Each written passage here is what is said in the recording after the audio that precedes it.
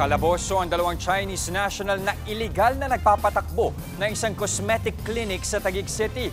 Narito ang Express Report ni Brian Castillo.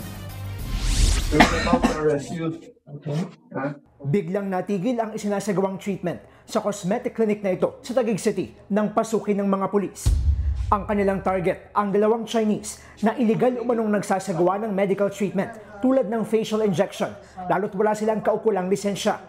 Ikinasa ang operasyon matapos ang ilang linggong pagmamanman ng PNP Criminal Investigation and Detection Group o CIDG.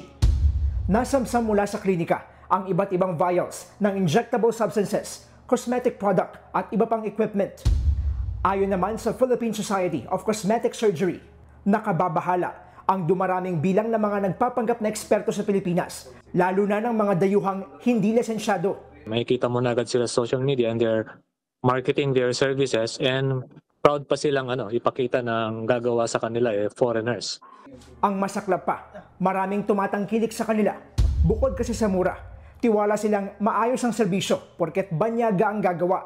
Pero ang ending, ilang insidente na nauwi sa komplikasyon.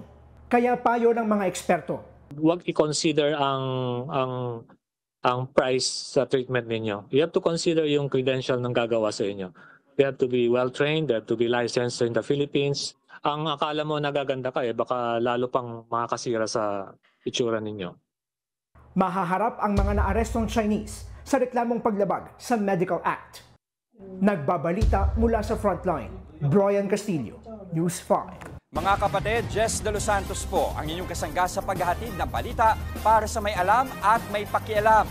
Para sa tuloy-tuloy na makabuluhang balitaan, mag-follow at mag-subscribe na sa social media pages ng News 5.